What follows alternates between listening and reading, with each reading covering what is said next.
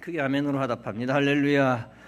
따라하시겠습니다. 주의 오른손이 나를 구원하시리이다.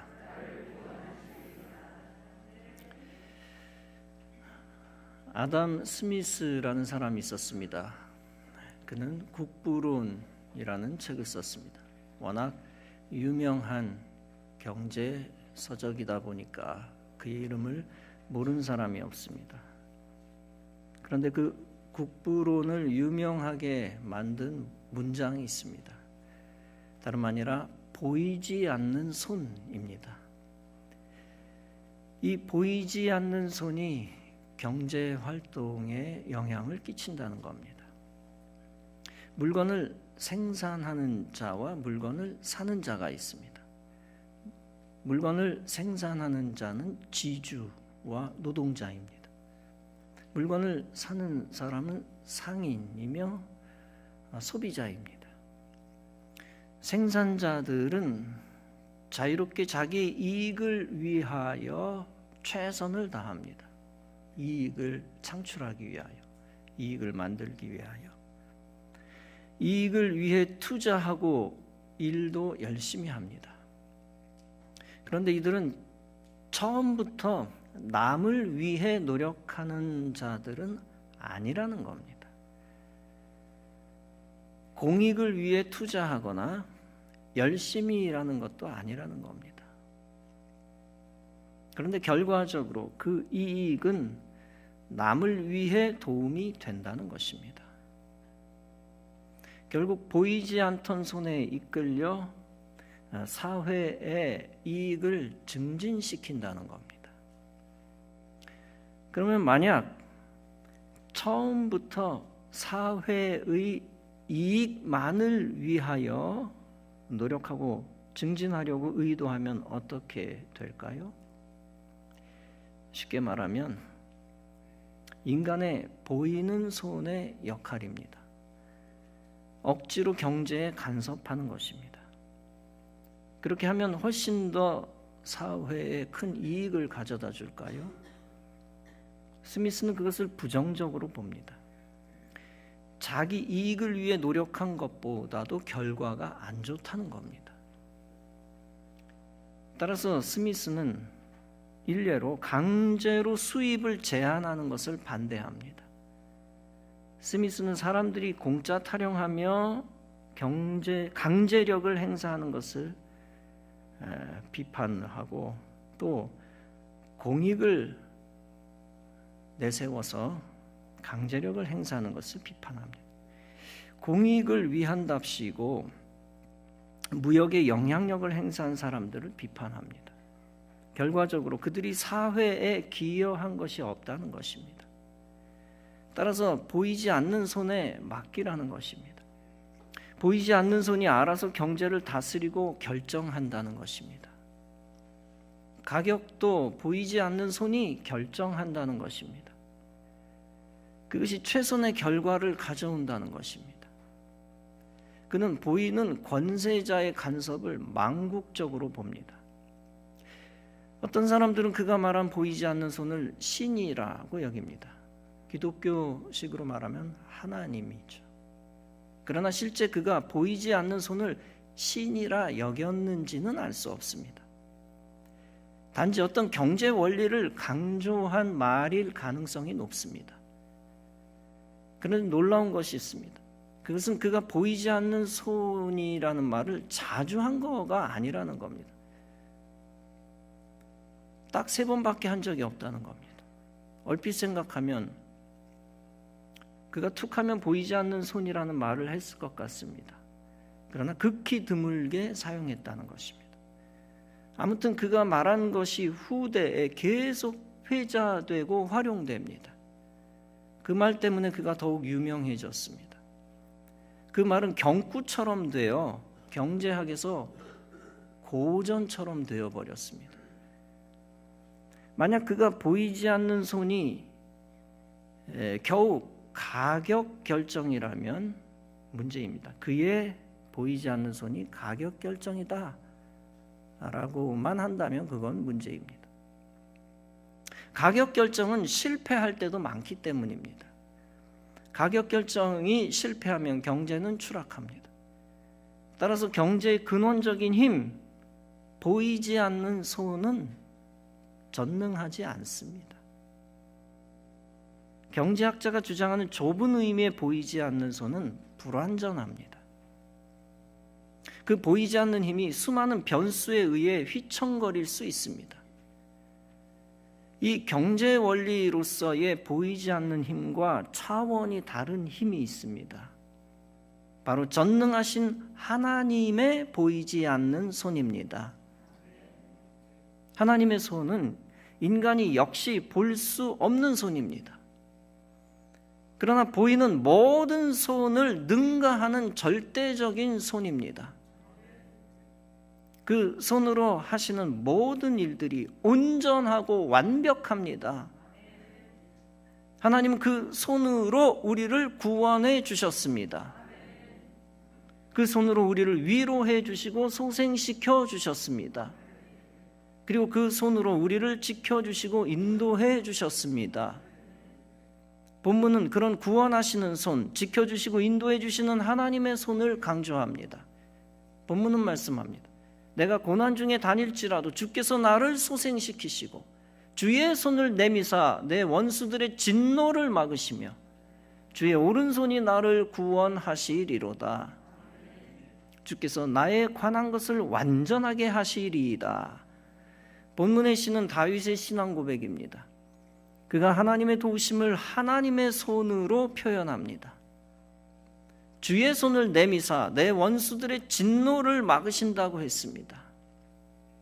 우리가 날아오는 공을 손으로 막습니다.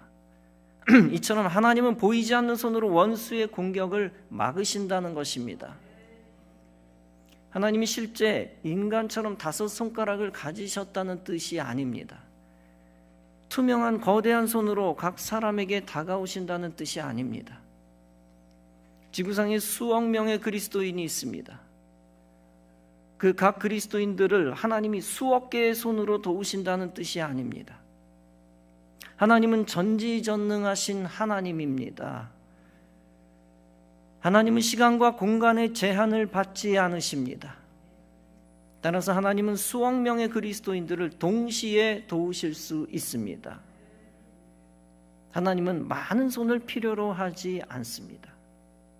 단지 하나님이 인간을 돕는 모습이 손을 쓰시는 것과 같다는 것입니다. 전능하신 손을 가진 분처럼 재앙을 막아주신다는 것입니다. 자비로운 손을 가진 분처럼 일일이 만져주시고 소생시켜 주신다는 것입니다. 의로운 오른손을 내미시는 것처럼 우리를 붙잡아 구원시켜 주신다는 것입니다. 다윗은 손같이 역사하시는 하나님의 권능을 믿었습니다. 그리고 실제 그 손같이 역사하신 하나님의 권능을 경험하고 고백합니다. 온 천지 만물을 창조하신 전능하신 창조주의 손입니다. 온 만물을 책임지시는 의로운 창조주의 손입니다. 다윗은 본문에서 계속 신앙 고백합니다. 주여, 주의 긍휼은 영원토록 지속되오니 주의 손으로 지으신 것들을 버리지 마옵소서.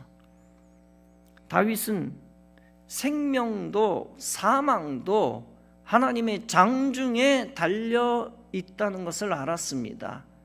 손바닥 장자, 가운데 중자, 장중에 달려 있다. 하나님의 손 안에 모든 것이 달려 있다는 것입니다. 따라서 우리는 하나님의 손에 우리의 인생을 맡겨야 합니다. 하나님 뜻대로 이끌림을 받아야 합니다. 인생의 축복도 심판도 하나님께 맡겨야 합니다. 내가 복을 받고 싶다고 해서 무조건 복을 받을 수 있는 것은 아닙니다. 하나님이 하나님의 손으로 역사하셔야 우리가 복을 받습니다. 하나님이 내가 심판을 피하고 싶다고 해서 무조건 형벌을 피할 수 있는 것도 아닙니다. 하나님이 용서하시는 손으로 우리를 감싸시지 않으면 소용없습니다. 오직 우리는 하나님의 축복의 손을 기대하고 사모하고 의지해야 합니다. 우리는 하나님의 심판의 손을 믿어야 합니다. 그 손을 믿고 하나님 앞에 회개해야 합니다. 그 손을 믿고 세상을 정의로 심판하시는 것도 기대해야 합니다. 하나님의 보이지 않는 손은 구원의 손입니다. 요한복음 10장에서 예수님은 말씀합니다. 내가 그들에게 영생을 주노니 영원히 멸망하지 아니할 것이요 또 그들을 내 손에서 빼앗을 자가 없느니라. 사람은 사람의 손을 영원히 붙잡지 못합니다. 많은 젊은 연인들이 손을 잡고 다니지만 수도 없이 헤어집니다. 사람이 사람을 도와준다고 손을 붙들고 약속도 합니다.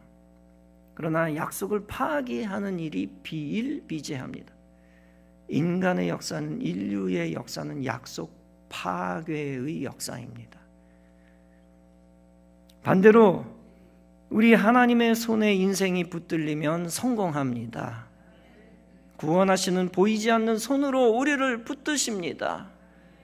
우리의 손을 놓지 않으시고 놓치지도 않으십니다. 그러므로 우리는 주님이 구원하시는 손에 붙들린 인생이 되어야 합니다. 우리가 주님의 손을 잡는 것도 중요합니다. 그러나 더 중요한 것은 주님의 손에 우리가 붙들리는 것입니다. 우리가 주님의 손을 잡았다고 자위해서는 안 됩니다. 내 의지와 결심이 무너져 주님의 손을 놔버립니다. 반대로 주님이 우리의 손을 잡아주시면 만사오케이입니다. 내가 힘이 빠져 손을 놓아도 주님이 여전히 내 손을 잡아주십니다. 따라서 우리는 매일 주님이 우리를 붙잡아 주시는 은혜를 받아야 합니다. 내 힘으로 설 수 없음을 고백해야 합니다. 오직 주님의 힘으로만 설 수 있음을 고백해야 합니다. 이사야 40장은 말씀합니다. 두려워 말라, 내가 너와 함께 함이니라. 놀라지 말라, 나는 네 하나님이 됨이니라. 내가 너를 굳세게 하리라. 참으로 내가 너를 도와주리라. 참으로 나의 의로운 오른손으로 너를 붙들리라. 이사야 48장도 말씀합니다. 과연 내 손이 땅의 기초를 정하였고 내 오른손이 하늘을 폈나니 내가 그들을 부르면 그것들이 일제히 서느니라. 하나님이 보이지 않는 권능의 손으로 모세를 붙잡아 주셨습니다. 따라서 모세의 손을 통해 지팡이가 살아있는 뱀으로 변하기도 합니다. 모세의 손을 사용하셔서 나일강을 피로 물들여 죽음의 강으로 만드십니다. 모세의 손을 사용하셔서 거대한 홍해 바다를 가르시기도 하십니다. 나이 많은 모세도 주님의 손에 붙들리니 달라집니다. 모세가 하나님의 위대한 역사를 이루어낼 수 있었습니다. 이스라엘 백성들이 출애굽 후 르비딤에 들어갑니다. 거기서 아말렉 족속들이 이스라엘을 기습합니다. 모세가 여호수아에게 말합니다. 우리를 위하여 사람들을 택하여 나가서 아말렉과 싸우라. 내일 내가 하나님의 지팡이를 손에 잡고 산 꼭대기에 서리라. 이 말씀 자체로만 보면 참 이상한 내용입니다. 최고 지도자 모세는 혼자 산에 올라가겠다는 겁니다. 하나님의 지팡이를 잡고 산 꼭대기에 서겠다는 겁니다. 싸울 사람들을 선발하라고 말만 하고 그들에게서 멀어집니다. 믿음 없는 백성들이 보기에는 전쟁 중 혼자 산으로 도피하는 것처럼 보입니다. 도대체 지팡이 하나만 들고 이 난리 중에 뭘 하겠다는 건가? 이렇게 모세를 불신임하고 원망할 수도 있습니다. 그러나 믿음 있는 자는 모세를 신뢰했을 것입니다. 지팡이로 홍해를 가르고 반석에 물을 낸 걸 보았습니다. 그런 그들은 모세가 어떤 일을 하든 기대했을 것입니다. 모세가 역시 지팡이를 통해 하나님의 능력을 행사할 것이다 라는 기대입니다. 산 위에서도 모세의 행동은 상식과는 멀었습니다. 지팡이를 두 손으로 들고 서 있을 뿐입니다. 한 손은 아론이 붙들고 한 손은 훌이라고 하는 사람이 붙듭니다. 이때 기이한 일이 일어납니다. 모세가 손을 들면 이스라엘이 이기고 있습니다. 모세가 손을 내리면 대적 아말렉이 이기고 있습니다. 따라서 중요한 것은 피곤한 모세의 팔이 내려오지 않게 하는 겁니다. 아론과 훌이 돌을 가져다 모세를 앉힙니다. 그들이 해가 지도록 모세의 손을 붙들어 줍니다. 그러니까 여호수아의 용사들이 아말렉과 그 백성을 쳐서 무찌릅니다. 여기서 우리가 알 수 있는 것이 있습니다. 그것은 하나님의 보이지 않는 손이 전쟁을 승리로 이끈다는 것입니다. 모세의 지팡이나 손 자체 초능력이 있는 것이 아닙니다. 모세와 모세를 사용하시는 하나님의 손에 능력이 있는 것입니다. 대신 모세의 기도에 따라 하나님이 손을 쓰셨습니다. 모세가 손을 하늘로 든 것은 간절한 기도를 의미합니다. 모세가 기도할 때 하나님은 보이지 않는 손으로 여호수아를 도우셨습니다. 기도가 싸움을 승리로 이끌었습니다. 실제 이스라엘 백성들은 무기나 갑옷으로 무장하지 않은 비정규군입니다. 그런 이스라엘 백성들이 아말렉과 싸우면 백전백패입니다. 그러나 모세는 이스라엘을 출애굽시킨 하나님의 뜻을 알았습니다. 이스라엘을 약속의 땅 가나안으로 이끄실 것을 알았습니다. 모세의 지팡이를 여전히 사용하실 것을 믿었습니다. 따라서 그는 싸움을 피하거나 도주하지 않았습니다. 지팡이를 들고 산으로 올라가 기도했습니다. 그런데 모세가 기도만 하고 끝난 것은 아닙니다. 산으로 올라가기 전 여호수아에게 명령했다는 것입니다. 우리를 위하여 사람들을 택하여 나가서 아말렉과 싸우라. 모세가 전쟁에 나갈 만한 사람을 선발했다는 겁니다. 이스라엘 백성들은 오랫동안 애굽에서 종노릇했습니다. 따라서 대부분 용기가 없고 원망과 불평만을 일삼았습니다. 이런 상태에서 강인한 아말렉과 싸우는 것은 역부족이었습니다. 그때 모세는 특별히 백성들 중에서 믿음이 강한 자들을 선택합니다. 용기 있는 자, 강인한 자를 선발합니다. 여호수아는 모세의 명을 따라 그런 자들을 선택한 겁니다. 실제 그들은 아말렉과 전쟁을 치릅니다. 이것을 통해 우리가 신앙적 교훈을 얻습니다. 반드시 승리를 위해서는 용기와 훈련과 믿음이 필요하다는 것입니다. 공짜로 승리할 수 없다는 것입니다. 반드시 직접 군사들이 움직여 싸워야 한다는 것입니다. 승부를 걸고 대적을 만나 직접 그들을 대항하여 싸워야 한다는 것입니다. 우리가 기도를 오해해서는 안 됩니다. 모세가 기도만 하고 백성들은 집에 숨어 있는 것이 아니었습니다. 모세가 기도하니 백성들에게 무기가 없어도 되는 것이 아닙니다. 모세가 기도하기 전 백성들은 무기를 준비해야 한다는 것입니다. 백성들 가운데서 반드시 용사들을 뽑아야 한다는 것입니다. 그리고 실제 그들이 전쟁에 나가 싸워야 한다는 것입니다. 그때 하나님이 모세의 기도에 응답하신다는 것입니다. 모세의 기도 때문에 하나님이 보이지 않는 손으로 역사하신다는 것입니다. 그 손으로 용사들을 도우신다는 것입니다. 그 손으로 하나님이 직접 대적을 쳐주신다는 것입니다. 결국 하나님의 손으로 모세와 용사들에게 승리를 주신다는 것입니다. 우리의 실생활에서도 마찬가지입니다. 기도와 더불어 희생하고자 하는 믿음이 필요합니다. 기도하면서 헌신해야 하고 생명도 걸어야 합니다. 기도만 하고 공부 안 하는 학생들도 많습니다. 기도만 하고 열심히 일 안 하는 사람들도 많습니다. 그 후 실패한 후 하나님을 원망합니다. 기도했는데 왜 합격 안 시켜주시나요? 기도했는데 왜 돈 벌게 해주시지 않나요? 기도했는데 왜 교회에 부흥을 허락해 주시지 않나요? 여러분, 기도는 공짜 정신을 가진 자가 성공할 수 있게 하는 원동력이 아닙니다. 기도는 헌신하고 희생하는 자가 성공할 수 있게 하는 원동력입니다. 생명과 목숨을 걸고 피와 땀을 흘린 자가 성공할 수 있게 하는 힘입니다. 역시 헌신하고 희생할 때 기도가 절대적으로 필요합니다. 즉 하나님의 보이지 않는 손이 절대적으로 필요합니다. 아무리 용맹스러운 군사도 모세가 기도를 멈추었을 때 패하고 있었습니다. 인간의 노력만 가지고는 결코 누구도 승리할 수 없습니다. 반드시 하나님의 보이지 않는 손이 도와주셔야 승리합니다. 따라서 우리는 힘써 헌신한 후 하나님의 손을 구해야 합니다. 그때 하나님은 하나님의 오른손으로 우리를 구원하실 것입니다. 이스라엘 백성들이 요단을 건너 처음 만난 성이 여리고입니다. 하나님이 여호수아에게 명령합니다. 너희 모든 군사는 매일 성을 한 바퀴씩 돌라. 6일 동안 그렇게 하라. 그 후 제7일에는 7 양각 나팔을 잡고 언약궤 앞에 나아가라.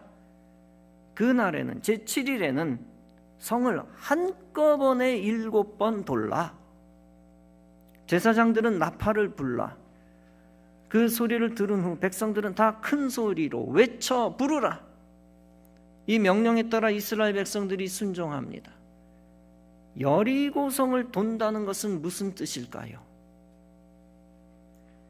그것은 그들이 목숨을 걸고 헌신하고 노력했다는 뜻입니다.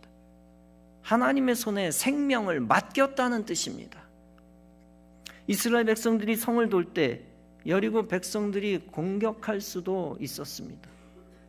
화살을 날릴 수도 있었고 다른 무기로 죽일 수도 있었습니다. 그런 절체절명의 순간이 6일 동안 계속되는 것입니다. 설상가상으로 제7일에는 소리까지 지르니 더욱 위험합니다. 제7일에는 이스라엘 백성들이 몰살당할 수도 있었습니다. 그러나 그들은 하나님께 절대 순종하며 움직입니다. 쉽게 말하면 적진에서 적군 앞에서 행군한 것입니다. 그때 하나님의 보이지 않는 손이 역사하십니다. 여리고 군사들의 의지와 손을 묶어 놓으신 것입니다. 그리고 실제로 하나님의 손으로 여리고 성을 무너뜨리신 것입니다. 이스라엘 백성들의 함성이 물리적 능력을 발휘한 것이 아닙니다.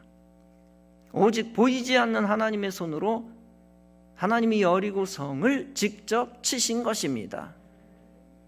제사장의 나팔 소리는 영적 선제의 공격을 의미합니다. 즉 제사장의 기도를 상징합니다. 백성들의 함성은 순종하는 합심 기도를 의미합니다. 그 기도가 하나님의 손을 움직인 것입니다. 기도하기 전에는 이스라엘 백성들이 믿음으로 순종하며 행동했습니다. 기도 응답을 위한 믿음의 행동, 희생적인 행동입니다. 이 사건을 묵상하며 우리는 이 영적 승리의 공식을 알아야 합니다.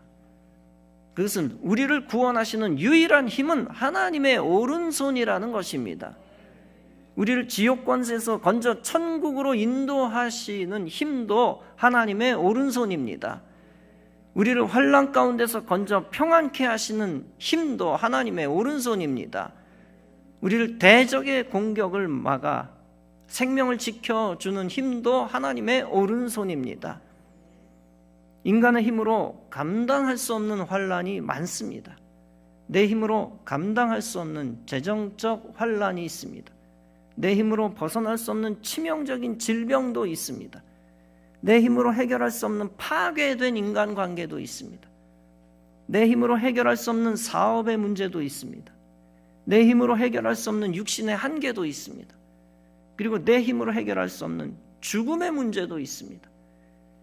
이 모든 문제를 전능하신 하나님의 오른손에 맡기시기 바랍니다. 어떤 문제든지 기도함으로 해결하고 주님이 하실 일을 기대하시기 바랍니다. 문제를 문제로 여기지 않는 담대한 믿음을 가지시기 바랍니다. 그리고 그 믿음을 가진 자답게 믿음으로 행동하시기 바랍니다. 무엇보다 생명을 거는 마음으로 주의 일에 헌신하시기 바랍니다. 그러면 전능하신 의로운 오른손으로 여러분을 도우실 것입니다. 모든 문제가 자연스럽게 해결되도록 모든 상황을 다스리실 것입니다. 인생보다 크신 하나님을 의지하여 하나님의 손을 체험하시기 바랍니다. 문제보다 크신 하나님을 의지하여 하나님의 손을 체험하시기를 바랍니다. 하나님의 손의 은혜와 사랑과 권세, 그 모든 것을 온전히 일생 동안 체험하며 승리하는 여러분의 신앙생활이 되어지기를 주님의 이름으로 축원합니다. 기도하시겠습니다.